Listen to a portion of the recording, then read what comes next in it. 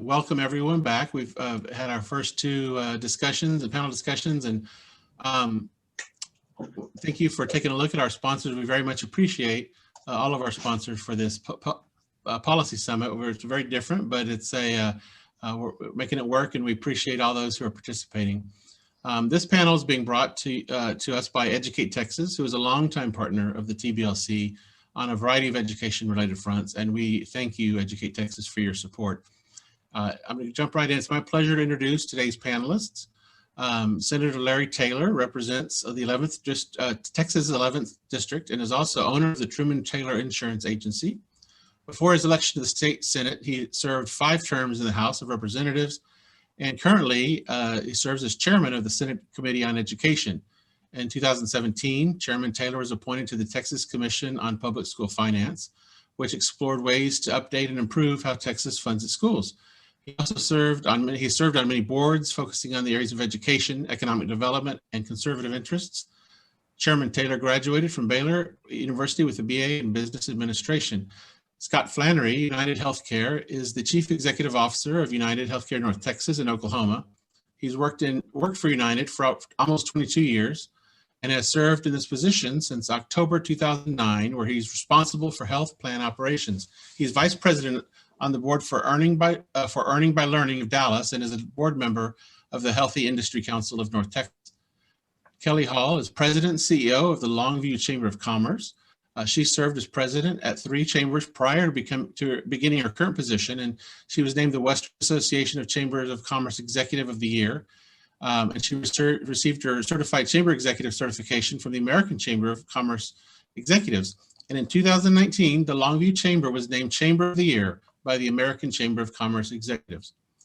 And John Horchak is the Vice President of Policy at Texas 2036, which uses data research and leading expertise to enable Texans to make informed decisions. Prior to his current position, John served as Deputy Policy Director and Deputy Budget Director for Governor Greg Abbott for 5 years, and his work culminated with the passage of House Bill 3, which overhauled the tax and education systems in Texas. Before joining Governor Abbott, John served in the budget and policy roles for former Lieutenant Governor Dewhurst. And last but certainly not least, Todd Williams is the founding chairman and CEO of the Commit Partnership, a community navigator and connector, working to ensure that all North Texas students receive an excellent and equitable education that prepares them to flourish in college and career.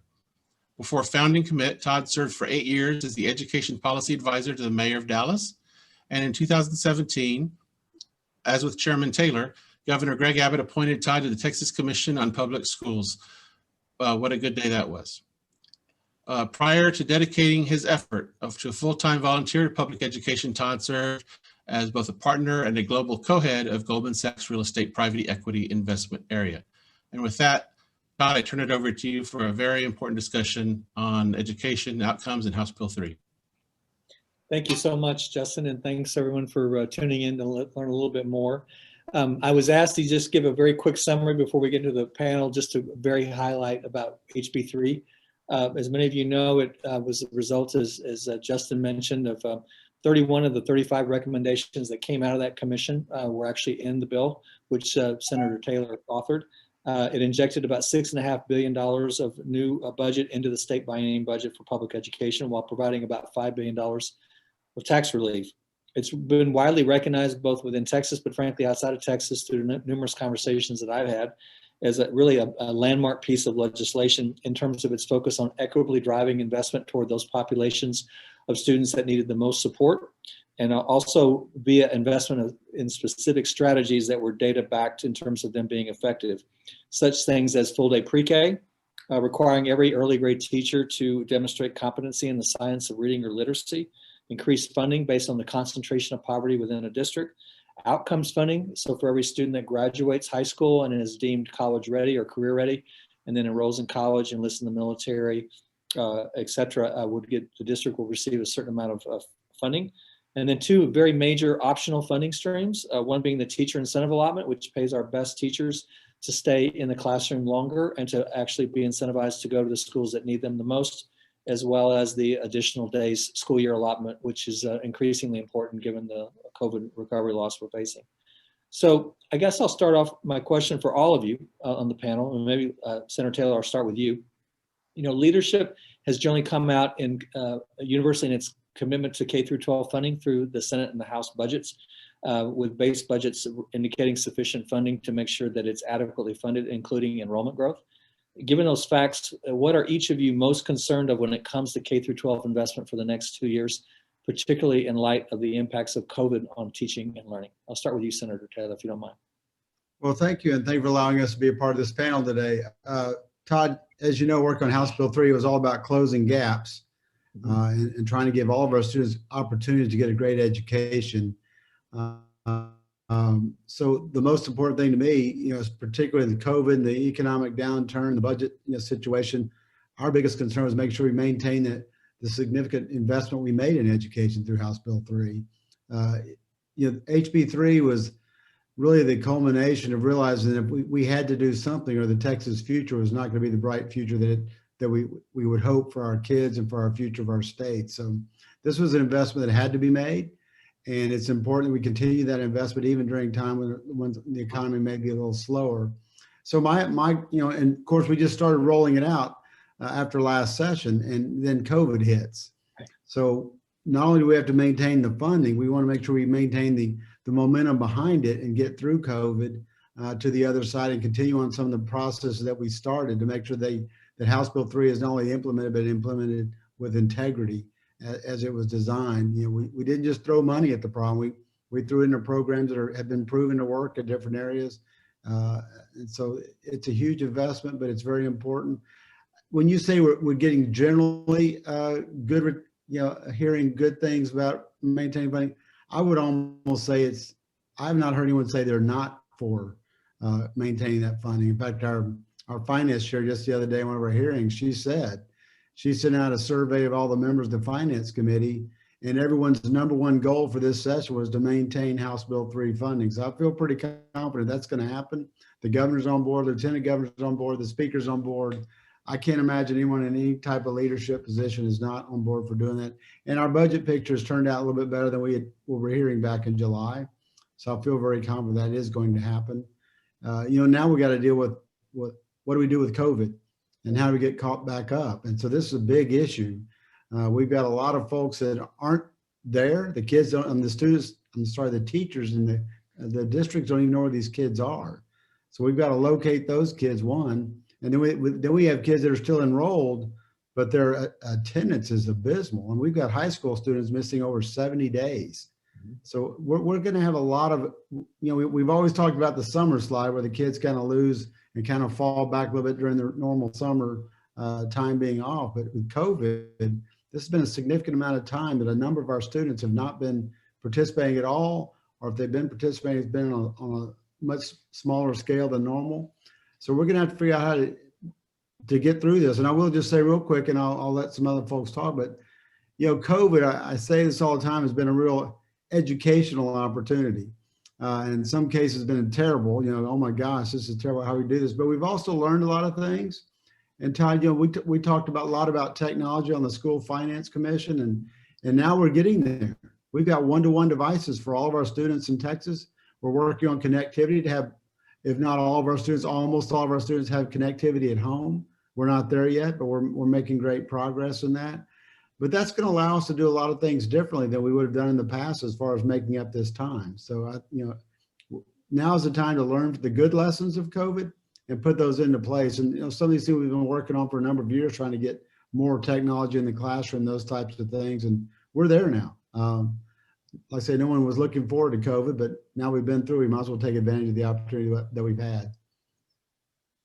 I 100% agree with you. It's given where things looked 6 months ago versus where they look today in terms of the budget, you know, we're blessed that the economy's recovered in the way that it has. Kelly, what would you like to add in terms of what are you most concerned about that comes out of this session? Thank you, Todd. Like many districts across the state, Gregg County is no different. We reported a decline in enrollment for fall of 2020. When looking into those declining numbers, I falsely assumed families were homeschooling. And so we reached out, and we have 2 homeschool groups. And what I've learned was predominantly no. The calls that they were getting were coming from the private schools who were looking to homeschool their kids. So I began to ask the question, like the senator discussed, where are the kids?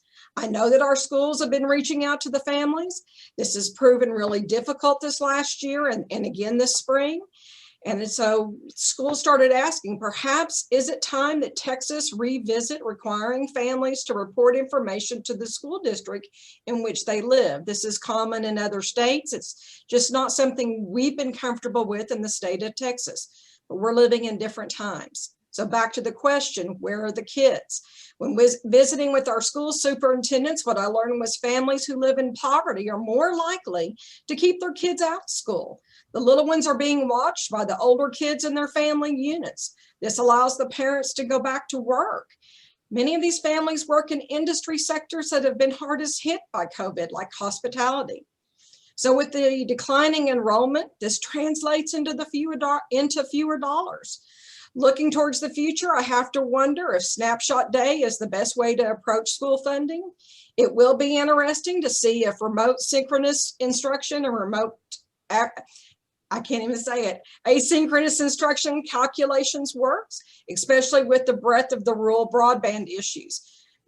We heard Senator Taylor discuss this. This has been one of the largest concerns within our area, is the lack of internet accessibility into the homes. And if you do have access, the bandwidth is not strong enough to maintain the signal. Additional burdens to our school systems must be considered as the students continue to return to the classroom. We know COVID learning slides is real and disruptive. How does this instruction look in classrooms compared to a year and a half ago? It's just tough. But we do fully understand the demands being put on our school administrators, teachers, etc. So going back to the question, what am I most concerned with? Trying to force solutions on an environment we don't fully understand. Each district may have similar predicaments, but based on the area's infrastructure, mindset, economy, do we have the collective wisdom and understanding to make good decisions that encourage proactive solutions? Thank goodness we have leaders like Todd and Senator Taylor at the helm to help guide these discussions. Thank you, Kelly. I appreciate that insight. John, you were intimately involved in HB3 from the governor's office on the policy front. What are you most concerned about that you'd like to add? Right now, I mean, my mind is first and foremost on what are we going to do with the federal funds, right? We are sitting on CARES dollars. We just got billions more from the CARISA that was passed in December.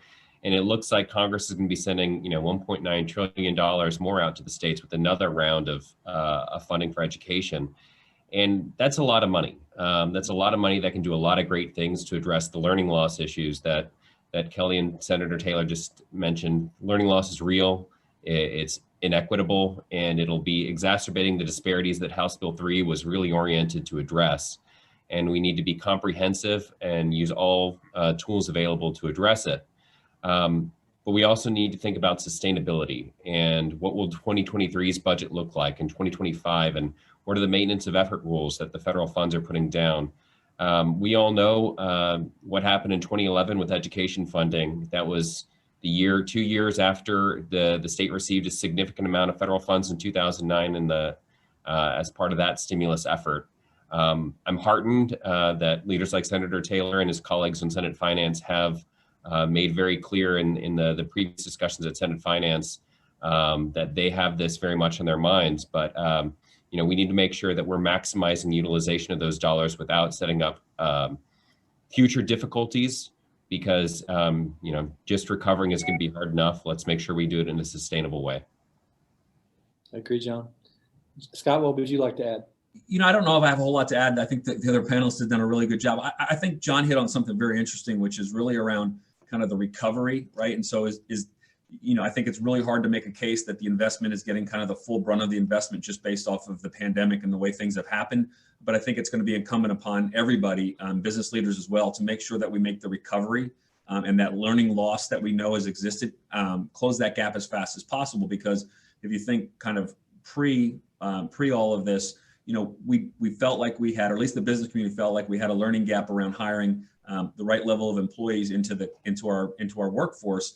And this is going to set us back. Now, I guess the the one thing is it's going to set just about every community back. But I think, being Texans, how we respond to it and how we close the gap faster is going to be kind of where we prove our mettle and where we've always kind of proved our mettle as a state. So, and I don't think that's just, our legislators, and I don't think it's just our teachers in our school. I think it's going to involve the business community, and we're going to have to kind of bond together and make sure that we close that gap as fast as possible as we come back, so that we get the most return out of the funds that were invested, and that's our opportunity, I think.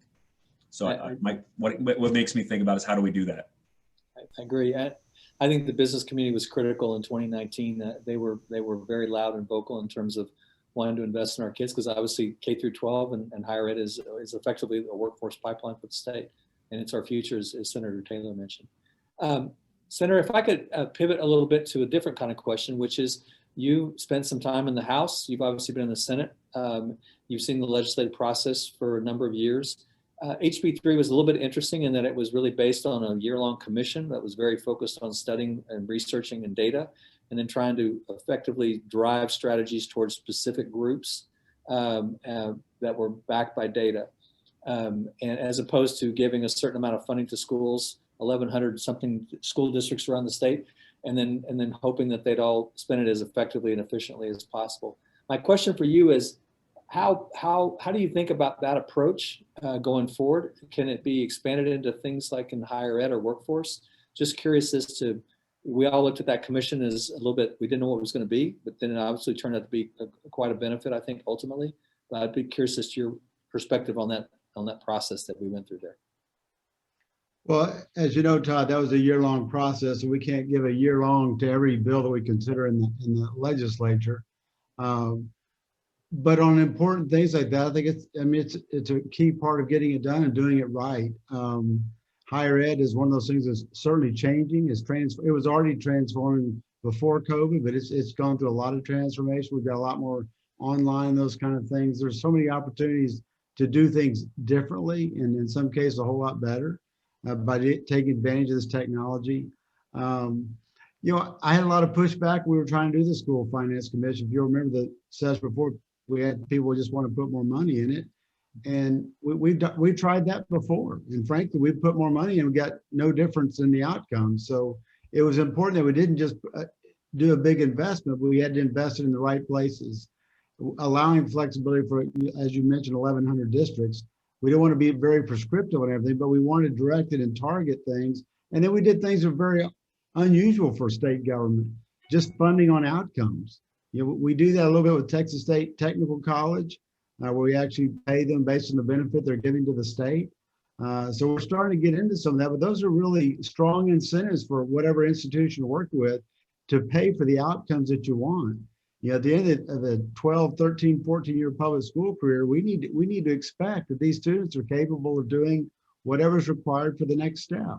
And hopefully in some cases, they've already moved well beyond that first step or well into, whether it's a career tech or a college degree, they're already working on with the credit hours. Because, and that's, there's so many things we could do along those lines. And I just think, like I say, I got a lot of pushback on the Finance Commission.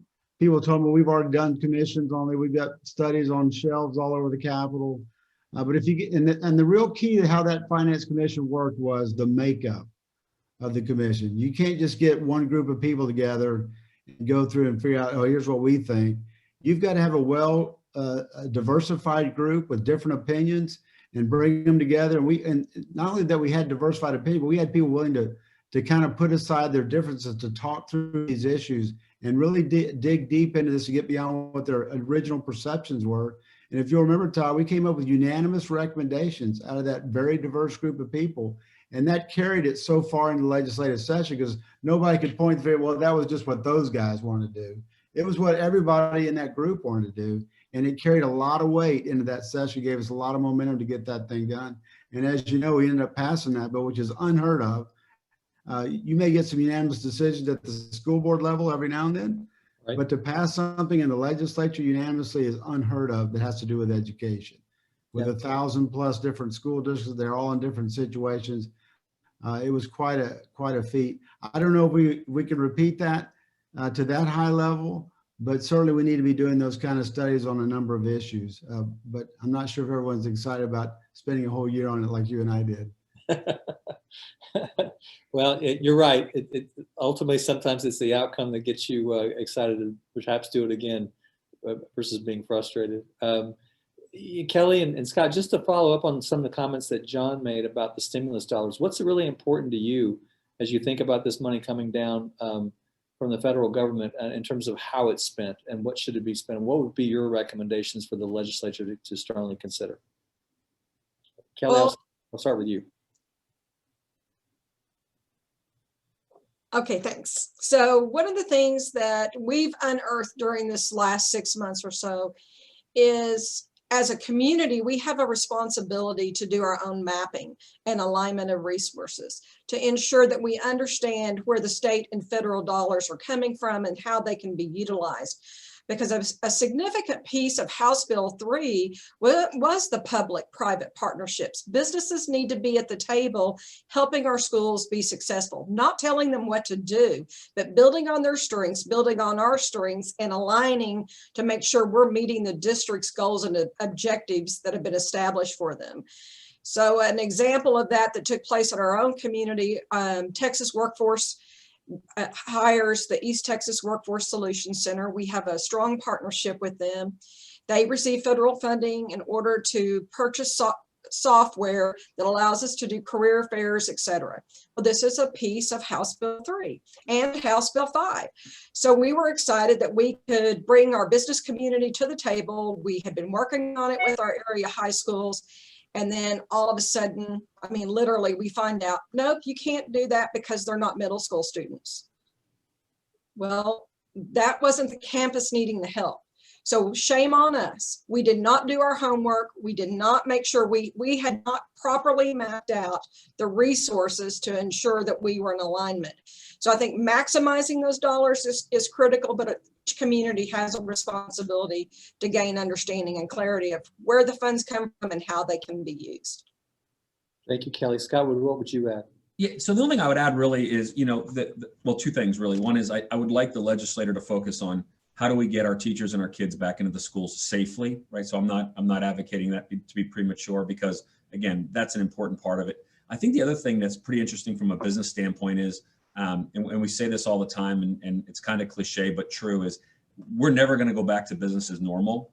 And so I think there was a good understanding of what the workforce should look like, or maybe there's a decent understanding of the workforce should look like pre-pandemic. I think that has shifted a little bit. So it's probably worthwhile for us to understand what the workforce will look like in the post-pandemic and kind of what that means for businesses. I think about something like the real estate industry, right? I think the real estate industry has probably had a change, permanently because organizations have realized that they can work remotely. What does that mean for the workforce? What does that mean for people coming out of school and going into the workforce? And how do we make sure that those folks are ready for that? But, the getting them back, I think getting our kids back to school safely and teachers back to school safely should be a priority. And then think about what has changed about the workforce and how do we meet those needs moving forward? Because again, we're not going back to the old normal, I don't think. So how do we make sure we capitalize on that? Thank you, Scott. Before I pivot to John, I want one question. Maybe I'll direct it to you, Senator Taylor. There's a question in the chat box from David Spencer who's asking, what is the discussion around requiring all in-person school for the fall? Any indications you want to share with the group on that? Well, I think you'll see from what we've been promoting from the legislature and with the commissioners, not necessarily that every student has to be in class, but all these schools need to be providing the opportunity for the parents and the students who want to be in class to have that opportunity. We're going to have some students, even into next year. And frankly, we've actually discovered a small segment of students perform better online than they do in a classroom. And I don't want to take that away. But we all know the vast majority of our students do better mentally, physically, educationally in a classroom with a loving teacher who cares about them and is there to see them on a daily basis. So we want as many of these kids back in school. We've been pushing this for a while, but there are going to be some that have health issues and other reasons that they're going to have to continue virtual. So we will continue to promote having the option for all parents to have face-to-face, but still maintaining some ability for virtual for some parents and students who have particular needs. I think this, once again, COVID is going to change from this point forward. We had a bill last session trying to expand our state's virtual school network. We got some pushback. right now we have like 8 or 9, John probably knows as well as I do, 8 or 9 districts that are allowed in the whole state of Texas to provide a virtual educational platform. Well, now we've had every school district in the state of Texas do a virtual school platform, and a lot of them want to keep doing it.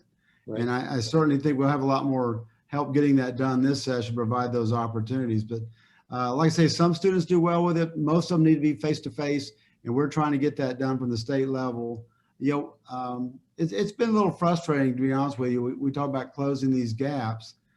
And unfortunately, the vast majority of the students who are not in class, who may be attending face-to-face and not doing very well, are those very students we were trying to get back up to speed with House Bill 3. And that's really been a frustrating thing to see that same population falling further behind with the COVID divide. So it's frustrating, but we've got to get the confidence back. Hopefully the vaccines will help people build up the confidence they need to get those kids back. Kids from the very early on in COVID, we found out pretty early they were not as susceptible to this as adults, and frankly, even as the flu. We've had a lot more issues with this age population, our school age, with the prior year's flu season than we had with COVID. But unfortunately, a lot of people have not been able to recognize that, and they're still afraid to send their kids to school. We've got some teachers that are afraid of that opportunity as well. So we've got to get over this, and hopefully the COVID will help. I did read something earlier today that they think probably about a third of the population has either had, and this is the US number, has either had COVID or they've had the vaccine. So the more that number goes up, hopefully the confidence will build, and by next school year, we can have these kids back in there where they need to be. I will say we've had more kids. Well, I don't know this for a fact, but I'm pretty confident we've had more kids die of suicide during this time that have died of COVID. And that's sad. And that breaks my heart that we're having these kids. And of course, a lot of them are having other issues that haven't committed suicide, but they're having some serious problems from, we're social people. We've got to get these kids back on campuses. I agree with you, Senator. And just for those participants who are listening in, don't hesitate to put other questions in the chat box, and we'll get to them if we can.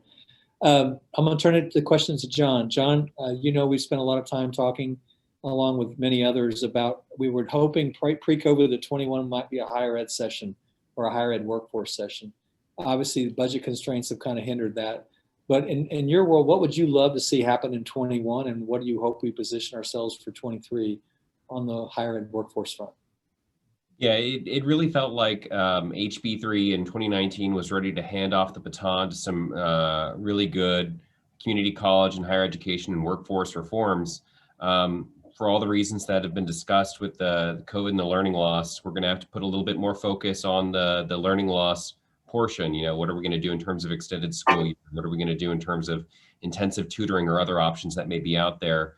But that doesn't mean there isn't anything we can do on workforce and higher education. More than anything else, I think we need to focus on setting ourselves up for success. I mean, when you think about what made the School Finance Commission work, and Senator Taylor, Todd, you know this better than anyone, what made the commission work was data. The Commit Partnership and others came together and had really, really good information that cut across party line and just gave people unvarnished truth about what was working, what wasn't working, and how we can reorient systems around common understandings of information. And so there's a lot of work going on that front at the state level right now. The governor's leadership with the tri-agency has been wonderful over the last few years. I know that Commissioners Morath and Keller and Chairman Daniel, through the pandemic, continued to work to align their agencies to try to get some unified data that can help drive this. But there's only so much they can do under current law. So as we look at the 2021 session, I think we need to start looking at, frankly, at the end of the day right now, Texans need more pathways to living wage jobs. Just over half of Texas families, 58%, are earning living wages, and the disparities on race are startling. An Anglo-Texan has twice the likelihood of a Black or Latino Texan to be earning a living wage. And we need to make sure that we have the data necessary to do the systems change to close those gaps and improve. And I'm really excited at Texas 2036 that we're part of the AIM Higher initiative, and I know the Commit Partnership is part of that as well. So thank you for that, Todd.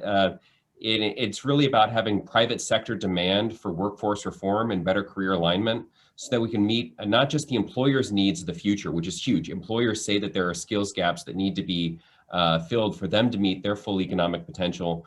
But for these, kids and young adults to reach their full potential and for the Texas Miracle to continue more equitably, there's so much we can do this session to improve the state's longitudinal data so we can calculate ROI of workforce programs, so we can calculate, efficiently aligning our CTE programs.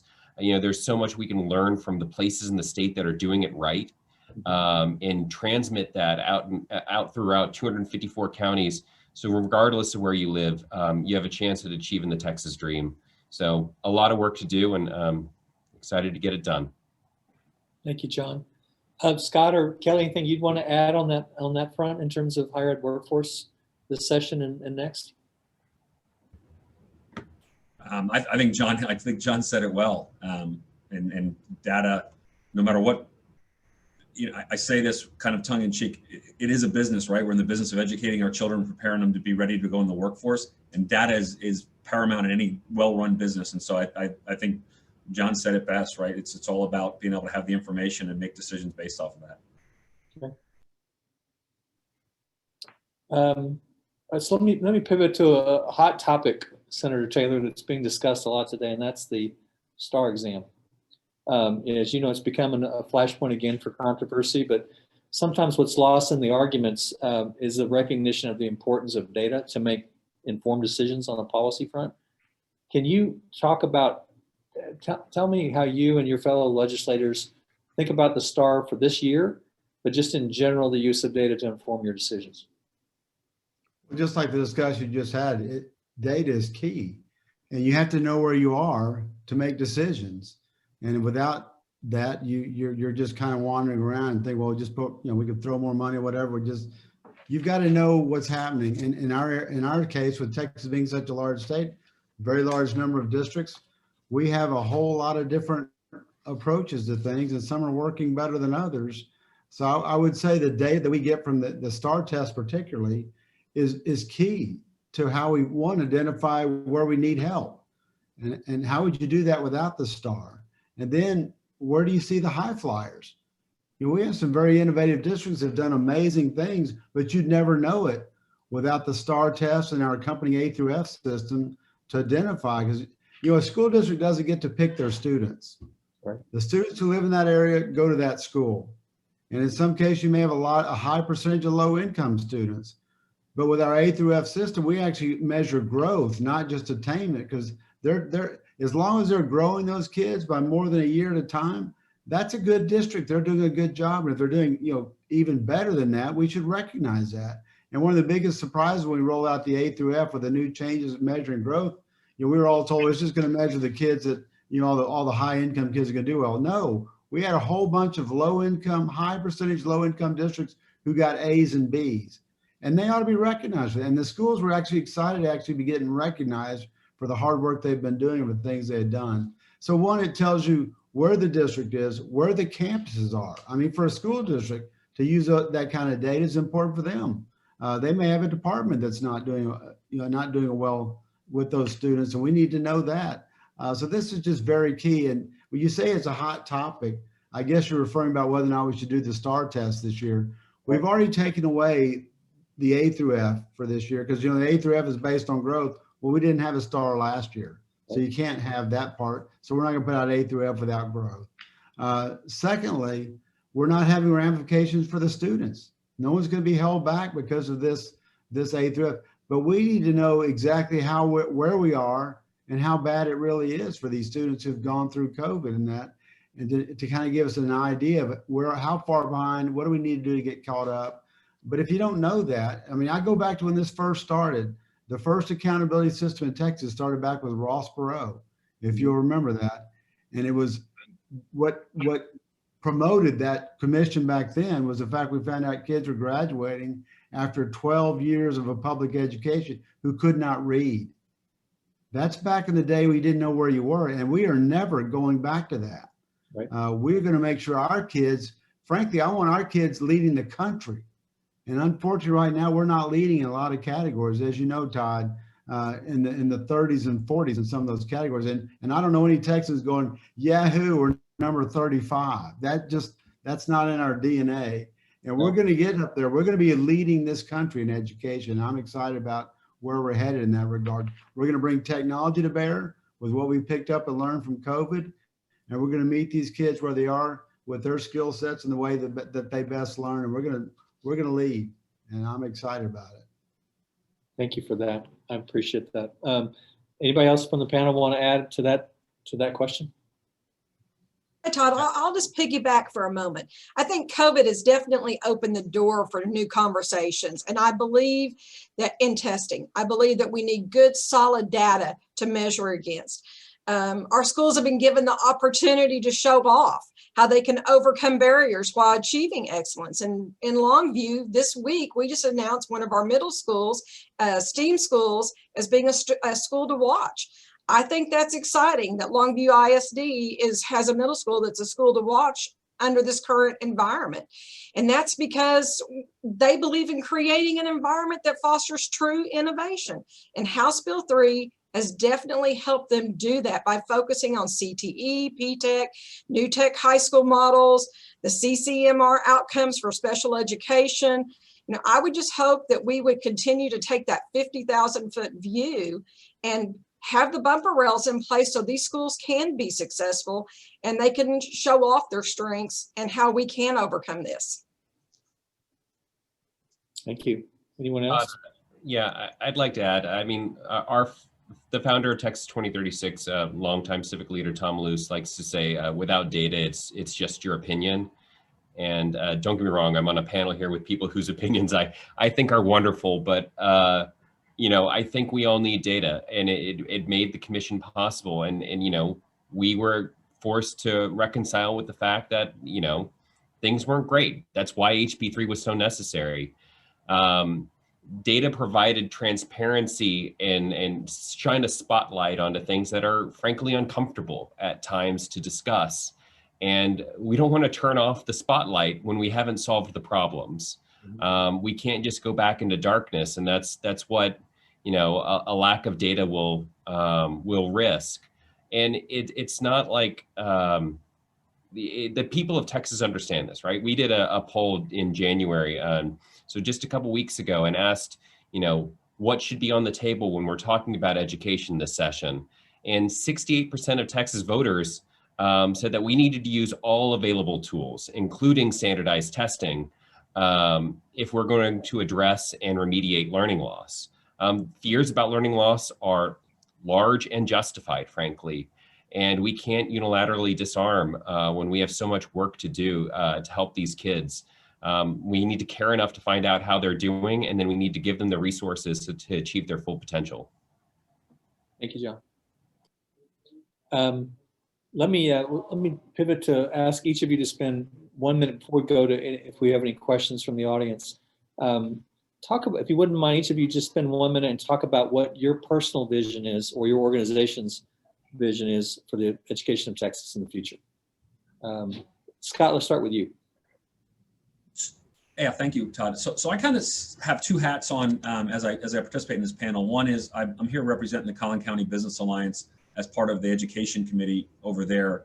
And so from that perspective, I think it's about some of the things we already talked about, right? Is working with educators and with legislators to make sure that we're bringing out the workforce that's going to live and stay in Texas and earn a good wage in Texas.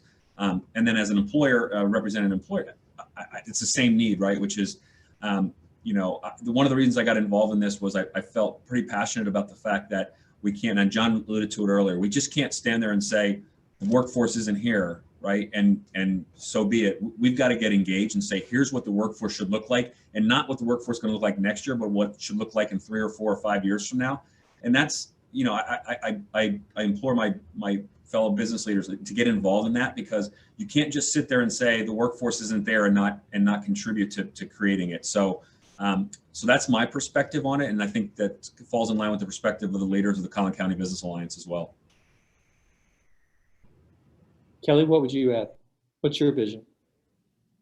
we will continue to bring together a cross-section of key influencers to gain understanding and clarity about each other's local predicaments. And first, I hope we would continue, encourage teacher flexibility in order to improve on curriculum used by introducing new and innovative materials and approaches. Next, I would hope that we would enhance our assessments and accountability systems so that we have that data to build on the strengths of the students, the teachers, and the districts. Lastly, I would just hope that we would be willing to put party aside and align upon an agreed upon vision that empowers our districts to create an environment that fosters innovative and continuous improvement systems. We've got to help these kids succeed. This is our future workforce. And there's only one way to do that, and it's together. John? Yeah, I mean, I think if we want to keep the Texas Miracle alive, it's going to be up to our workforce. We must ensure that every Texan, regardless of their background, has the opportunity to earn a living wage and is prepared for the jobs of the future. And that starts with the foundation in our schools. And that means that after they graduate from K-12, they have pathways to reach their full potential. You do that, you're going to meet your workforce needs, you're going to meet your employer's needs, and you're going to grow the Texas economy so that every generation that follows will be better than the one that came forward, which is, I think, what we all hope to accomplish. Senator? Well, I think for our future and for our students of today and tomorrow, they've got to learn how to enjoy learning, because as quickly as technology is changing, we don't even know what the jobs of the future are going to look like. And they're going to have to actually enjoy learning how to learn, because that's what the rest of their life is going to look like. And the way you do that is you let kids develop mastery. It's where they enjoy educational success. And in my view, for the future, mastery is not on an artificial timeline. Some of our kids are very bright in some areas, but need help in others. Rather than having this artificial timeline that we have now called semesters, all right, semesters up, time's up, what'd you get? Oh, I got to see, okay, I get to go to the next level. That's not mastery. And so now you're taking a kid who just passed basic math, now going to algebra 1, and they got a C or a D, and you're going to try to build on top of that. They may have an 80, they may have gotten an A, they got a 20% deficit going to the next level. And we wonder why kids can't pass algebra 2, because we keep carrying. With mastery, let the kid that needs a little longer time to do it, take the time. When we designed this educational system way back in the 1800s, we were on an agricultural thing. We had to get all this thing. We now have data capabilities well beyond what they had back. We can track these kids individually. And with the use of the technology we have now available for our students, we can meet them where they are, go to their learning styles, let them spend more time or maybe more time on the same schedule. But they can actually sit in class and they go home that night. And if they didn't catch it then, sit back with their parents or themselves and go over the whole lesson again and have opportunities. Or you have the reverse classroom where they do the homework in the classroom. They get the assignment at home and they start working on it. Then they come back the next day and work on with the teacher there and help them get through those problems. How frustrating it was when I was a kid. You go home to do your homework, you get stuck on the first question. Right. And then you're just done. Versus if I started at home, then I take that question I had to the teacher and have her explain it to me and go through it. But I just think this is the time we've got to adapt, get out of the old 19th and 20th century education models and take advantage of all the opportunities the 21st century gives us and gives these students. But they're going to have to be able to adapt. It's going to be a whole different world with probably, we wouldn't recognize it 5, 10, 15 years from now, but these kids are going to be living it. And we've got to give them those successes early on where they love learning. And there's so many, with data and technology, you can have fun games for these little kids. They can learn how to read and learn letters and numbers while they're playing games and having fun. My goal is to have parents have to say, no, that's enough now. You've done enough learning for today. That's my goal. That's a great goal. And it gets back to your earlier comment, which of us would ever build a house, build the foundation, have it tested? It's only 70% of what we want to be. And we'd all rush in and say, let's go build the first floor. We wouldn't do it. We make sure the foundation is right.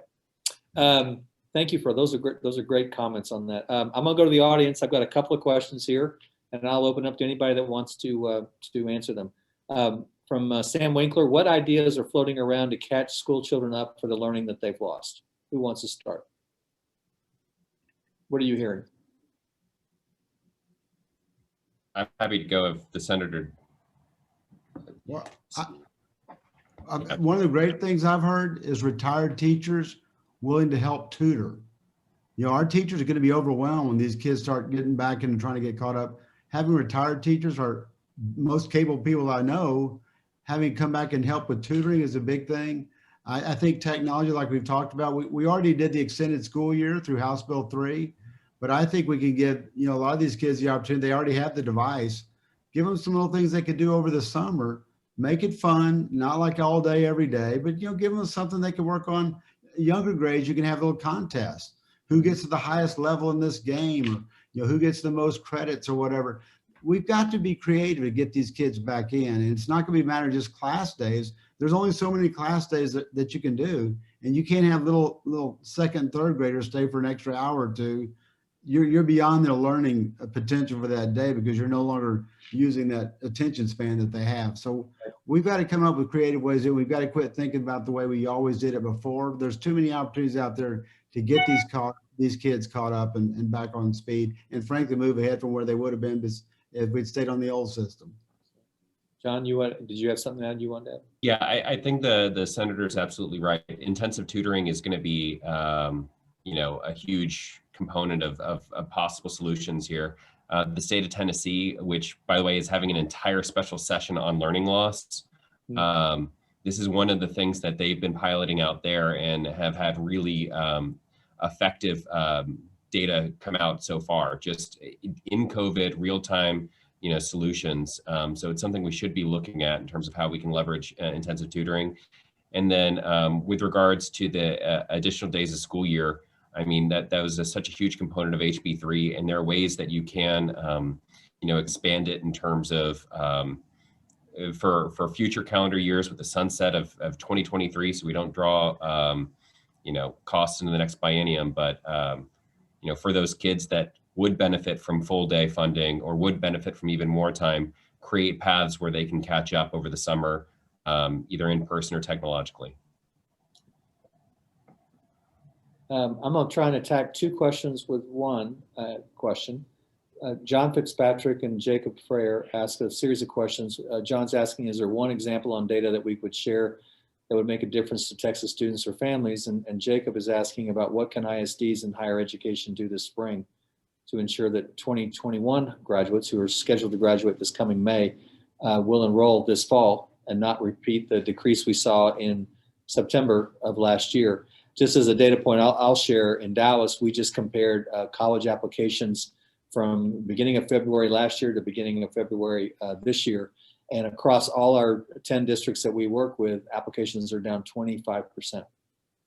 It's a huge number. And so obviously we got a lot to do there to make sure that kids understand that we still expect and want to support enrollment in post-secondary. So any thoughts on that front from anyone on the panel? Ideas, thoughts? Todd, one of my thoughts was, it's just another question, is our community college just came out and their numbers are down about 6%. With all the counties around us, with public schools enrollment being down. What is in dual classes at our high school, how is that impacting our community college and four-year college dual credit courses? Because if high school enrollment is down, let's say 6 or 7%, and now we're seeing the similar enrollment drops in our community colleges or four-year colleges that are around us, what is that correlation? That would be interesting to see if it's the same student population. Right. Anybody else? I would just say overall, this has created a real educational issue. As you said, the college enrollment last year was way down, but I think a lot of people are just thinking, I'm not going to pay all that tuition and do virtual. Right. So we've got a lot of that going on. And like I say, I think higher ed is in a state of transition. You know, they weren't really excited about virtual before, but they've actually learned some things that, you know, I've talked to some groups who their reach has gone up significantly from having their normal meetings and classes to being able to reach thousands. So I think we're just in a state of transition. But like, for example, the high school, you talk about the college enrollment, high school is where attendance is the worst. I was talking to Dallas ISD earlier today. They've got high school students who've missed like 70 days of attending. You can't make that up. And that's not something that you're going to go ahead and, now some kids, if you're very bright and you have a way to do some self-paced stuff, you can probably get away with that. But most students are not going to do well. They're not going to know the material. They're not going to pass the class with 70 days of absences. That's, you know, normal truant officers would be out there knocking on the door, but with the numbers are so overwhelming, they can't get to all these kids. So it's going to be about how do we catch up, and it's going to be a challenge. Man, all ideas are welcome, and we are ready to get to work on that. But it's a perplexing problem we've never faced in our lifetime that we're going to have to deal with. Otherwise, we're going to have this health crisis become a generational educational crisis. Right. And let me close with one question, and I'll turn it back over to Justin and Senator. I'll start with you. But you know, there's a lot of discussion about obviously a significant amount of federal funding coming down, and the question of it is how much can be allocated toward remediation, COVID learning loss, versus how much of it will be needed to effectively fill holes in the budget, both for this current biennium, but more importantly for the next biennium. And I think I remember that the Senate and the House budgets are about $7 billion more than the comptroller's estimate. So what is the discussion among your peers in terms of that push-pull and allocations, and how do you see that all being resolved ultimately by the end of the day? Well, one, I expect our economy to come back in a big way during this budget. You know, it's a biennial budget, so it goes for 2 years. Right. So we're expecting a significant rebound in Texas. We have a lot of pent-up demand, and I think we'll see some of that. And I am concerned we've lost some businesses that are not coming back, but we have companies moving here, so we expect a significant comeback in that. There is significant federal dollars still coming. I was just talking to the commissioner. We have ESSER funds coming, ESSER Part 2, which is a significant amount in the billions coming to Texas. So I think we'll be okay on the education front. We just need to make sure we allocate that towards remediation. And, you know, we've still got districts who paid a lot for COVID, how to cope with COVID. We want to help fill in those gaps. But, you know, we've got to this is the hand we've been dealt. Yep. And this is what Texans do. You give us something like this, we're going to roll up our sleeves. We're going to figure it out. We're going to work through it. We're going to get over it. And we've been doing this since we first started as a country and as a state. And this is the same people that have put people on the moon. We've overcome hurricanes. We're going to get through this. And I would rather be nowhere else but Texas during a time like this. And we're going to figure it out. But we got a lot of bright people here, and I don't claim to have all the great ideas. So we are certainly open to some good suggestions and welcome your ideas. Well, it's hard to not want to close on that. So let's close on that, Senator, and thank you for all our panelists contributing today. And Justin, I will turn it back to you. Thank you, Todd and Chairman Taylor, Scott, Kelly, John. Thank you all for being with us this afternoon. And we look forward to engaging with you in the legislature this session to both fully preserve House Bill 3 and advocate for action that will help remediate learning loss and lead to increased educational success for all students. It's important that we allow time for those reforms to take root and deliver the data that we need to make the right decisions further down the line. So again, I want to thank Educate Texas and John Fitzpatrick. Thank you for joining in and for your support for our discussion this afternoon. Tomorrow morning, we kick things off at 9:45 a.m. Different kind of, it's not 9 or 9:30, it's 9:45 a.m. as the TBLC's own Jason Schenker, president of Prestige Economics and chairman of the Futurist Institute, interviews Comptroller Glenn Hager on the state of the Texas economy. So thank you for being with us today. And this concludes day one of our Policy Summit 2021. Look forward to seeing you tomorrow and have a great evening. Thank you all again.